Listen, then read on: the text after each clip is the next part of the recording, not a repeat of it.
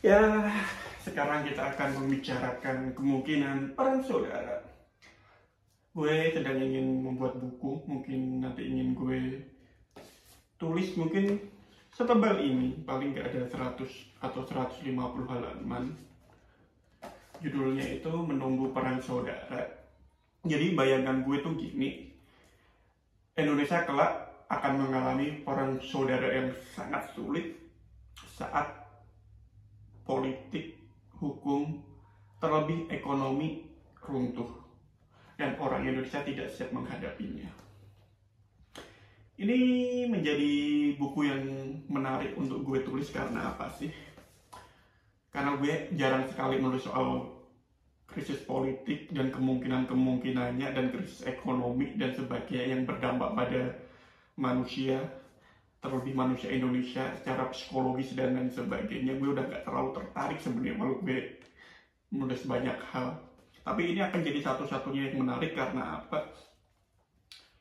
Karena banyak sekali kejadian-kejadian di Indonesia itu yang sangat miris sebenarnya, tapi bukan dijadikan pembelajaran, tapi dibiarkan begitu saja, baik oleh para pejabat negara, oleh para penegak hukum, oleh orang-orang secara luas, para pebisnis, para pengusaha, orang-orang kaya, bahkan orang-orang miskin dan lain sebagainya nggak peduli.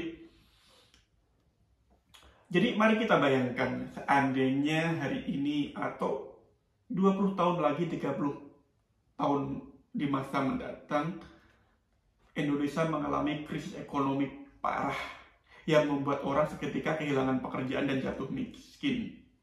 Dan seketika tidak banyak akses ke listrik, bahan bakar, gas, dan bahkan air minum itu susah didapatkan. Saat kebutuhan pokok untuk hidup dan untuk hidup dan berpikir dan menjadi sehat secara mental itu susah didapatkan, apa yang terjadi dengan Indonesia? Dan gue akan bilang Indonesia akan mengalami perang saudara di masa depan. Apalagi setelah era presiden hari ini akan ada presiden yang jauh lebih buruk. Jadi nggak ada presiden yang benar-benar bisa diandalkan secara serius di periode yang akan datang. Kita lihat bersama banyak sekali orang-orang sekarang itu begitu mudahnya membunuh karena alasan sepele ya. Baik itu aparat, baik itu orang kecil pada umumnya, sekarang pembunuhan menjadi hal yang biasa, normal, dan seolah wajar. Dan tidak dipermasalahan secara intelektual dan menjadi kajian khusus dan jelas, gitu kan. Jadi dibiarkan begitu saja. Pencabulan, itu kan, terus tindakan pelecehan seksual menjadi sangat umum dan terang-terangan. Terus banyak orang semakin gila dan banyak orang mengidap gangguan jiwa ringan atau parah, itu udah menjadi umum. Kita semua seolah-olah ini gila. Jadi untuk membuat masyarakat yang benar-benar normal, itu normal dalam artian waras secara mental, itu udah susah.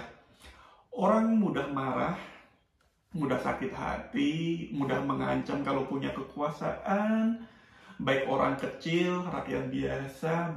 Apalagi kalau udah punya uang dan jabatan, semuanya sama aja. Seolah-olah itu mau orang kecil, mau orang punya uang, mau orang kaya, itu di Indonesia itu hampir mirip, kan? Udah pendidikannya semakin mutunya rendah, semakin diturunkan mutu pendidikannya, seolah-olah orang disuruh untuk menjadi bodoh bersama. Baca buku aja udah susah sekarang, jadi orang udah nggak butuh lagi memahami suatu masalah dengan baik dan benar. Banyak orang lebih suka membaca judul berita, membaca sedikit saja, habis itu langsung marah, tidak setuju. Itu berarti generasi yang akan datang dan generasi kita nggak pandai untuk menyelesaikan suatu masalah, baik masalah internal rumah tangga kita sendiri atau masalah yang berkaitan dengan negara dan politik secara luas. Jadi bisa kalau ada kekacauan ya tinggal bunuh aja, tinggal represi aja, tinggal suruh militer untuk bertindak. Jadi banyak kekerasan yang akan terjadi. Jadi besok itu akan banyak orang kaya yang bodoh, berserta orang kaya yang mudah marah dan depresi. Yang terjadi adalah sebuah dunia di mana banyak kekayaan tapi sedikit kebijaksanaan.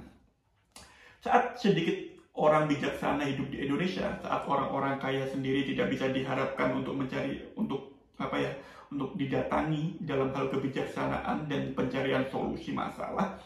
Saat orang-orang miskin sendiri juga hampir sama, rakyat biasa juga mudah marah juga dan tidak bisa berkompromi juga. Semuanya sama-sama bodohnya, sama-sama tidak bijaksana. Apa yang terjadi dengan Indonesia yang akan datang? Pemerintahan yang akan datang diisi oleh orang-orang yang tidak kompeten tentunya. Orang-orang yang tidak mau duduk bersama untuk mendiskusikan suatu masalah. Dan orang-orang yang sudah tidak lagi menghargai hubungan sosial. Jadi hidup sendiri udah biasa, jadi ngapain ngurus orang lainnya gitu kan. Jadi egoisme akan menjadi hal yang merata, baik di pedesaan, di kota-kota besar, baik di pemerintahan, di antara para pejabat dan orang-orang kaya, baik bahkan di antara orang-orang miskin dan kelas bawah, hampir sama aja. Ini yang terjadi di era kita. Kenapa setiap hari kita selalu melihat dan membaca berbagai macam masalah sosial, dari pembunuhan, pemerkosaan, kriminalitas, itu menjadi hal yang wajar. Dan korupsi, KKN, penyalahgunaan kekuasaan, dan kesukuan nepotisme ini yang susah diberantas, ternyata ada dimanapun, dari hal bola, persepak bolaan, di dunia pekerjaan, di dunia buruh, sampai di antara para pejabat negara, hampir sama semua. Bayangkan saja jika apa yang terjadi jika ekonomi Indonesia tiba-tiba runtuh. Ini yang gue bayangkan. Apa yang terjadi saat ekonomi runtuh? Saat ekonomi runtuh berarti politik dan hukum kemungkinan besar akan runtuh juga. Indonesia adalah sebuah negara dengan masyarakat yang titik penting, poin paling utama itu adalah ekonomi, politik, dan hukum. Saat ekonomi baik-baik saja, nggak terlalu jatuh dengan parah, orang Indonesia itu masih mau bertenggang rasa, masih bodoh amat itu lah. Dunia masih agak baik-baik saja. Dan hukum masih agak berjalan walau ada kasus yang buruk di bidang hukum setidaknya masih berjalan dan ditaati. Nah itu kan, jadi nggak banyak kriminalitas yang suka-suka dan huru-hara itu terjadi di mana-mana karena hukumnya masih baik-baik saja. Dan ekonominya tentunya baik-baik saja, dan politik akhirnya berjalan cukup normal walau banyak korupsi dan lain sebagainya. Setidaknya dunia masih berjalan apa adanya. Tapi saat ekonomi jatuh, benar-benar jatuh, orang Indonesia mayoritas akan beralibi, alibinya itu mereka akan melakukan berbagai macam cara untuk bertahan hidup. Berbagai macam cara.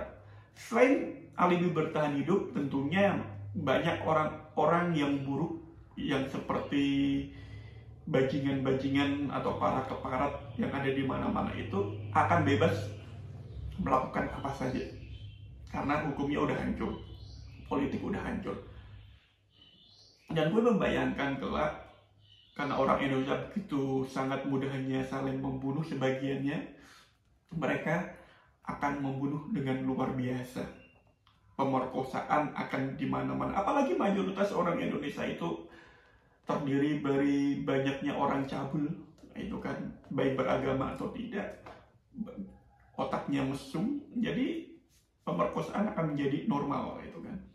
Dan akan banyak pembakaran di sana sini, itu kan, ngambil uang di sana sini, itu kan, terus kriminalitas banyak banget, apalagi yang berkaitan dengan itu, toko-toko akan dijarah, penjarahan akan di mana-mana tentu saja, dan Indonesia nggak akan baik-baik saja. Gue membayangkan seandainya ekonomi runtuh, yang terjadi ya semacam itu, akan banyak kekerasan, akan banyak saling bunuh, dan masing-masing daerah akan ada pemimpinnya masing-masing dengan anggapan kebenaran mereka masing-masing, apalagi banyak orang nggak peduli dengan kebenaran dan lainnya, yang penting mereka punya kekuasaan, dan akan ada banyak orang yang ingin kekuasaan semacam itu, sehingga Indonesia akan banyak sekali raja-raja kecil, presiden-presiden kecil yang akan bermunculan untuk kepentingan mereka masing-masing. Ya, selagi Indonesia masih baik-baik saja, ya coba lakukan sebisa mungkin agar Indonesia masih menjadi normal dan aman. Tapi sekali ekonomi runtuh dengan parah, hujan darah akan ada di mana-mana. Itulah Indonesia yang akan terjadi di masa depan.